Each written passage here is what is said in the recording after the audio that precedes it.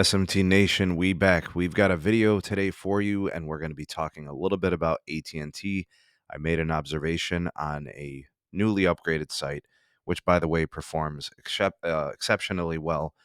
It's got almost 2 mile range on N77. It's like maybe 1.75 miles. At the edge, it's not that great, but it does connect.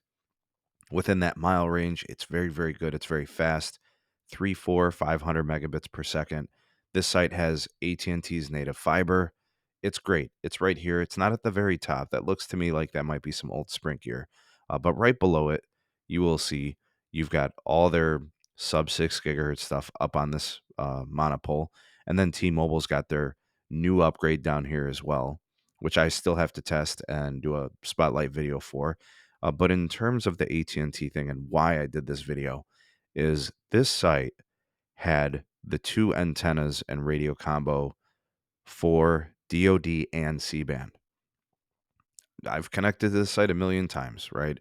It's a site that's, on my commute, and it's pretty reliable. I always look at it to see who else is doing anything there, right? And one of the things I noticed, folks, that's really sad, but it did happen. If you look closely here, this is a 3700 megahertz, right? 3.7 gigahertz C-band antenna from Nokia.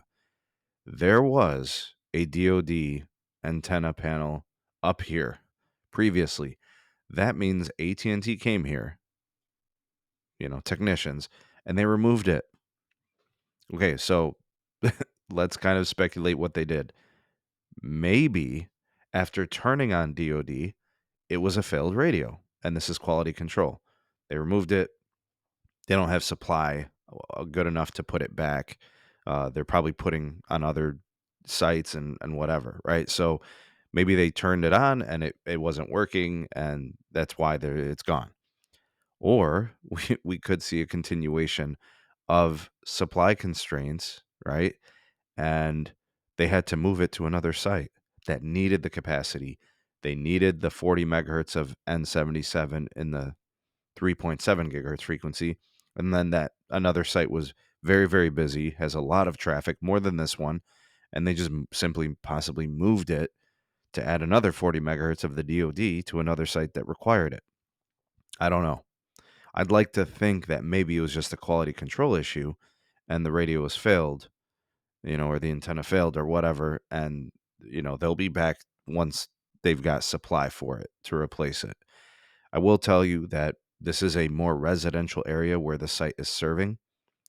So the fact that they might not need the additional 40 megahertz of DoD here makes a lot of sense. There are two neighboring cells that also have upgrades, and they have both antennas and radios for the DoD and the C-band. So maybe that's kind of how it is. I don't know. I don't know if you guys have seen this type of situation. So I'm kind of reaching out to some community members here. Let me know if you have seen similar things happening. Again, I'm in a Nokia market.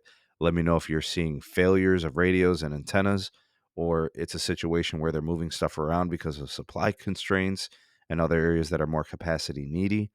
So I just wanted to show you guys this. I just wanted to kind of present it to you. These are my possible explanations for what happened and my explanations for what I'm seeing and observing. Okay, so comment down below, please. I'd love to hear what you guys are seeing in your areas, if anything similar or different is going on there.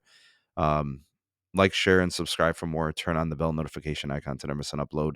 Links are in the description for my Twitter handle, my Gmail address for business inquiries, my Patreon page if you want to support us and get more access to more content. And if you don't want a secondary platform, but you want to become a more active participant in the content and what we're doing here on the channel, you can hit the join button and become a member of the SMT Nation on YouTube. Thanks for watching. See you all in the next one. Peace.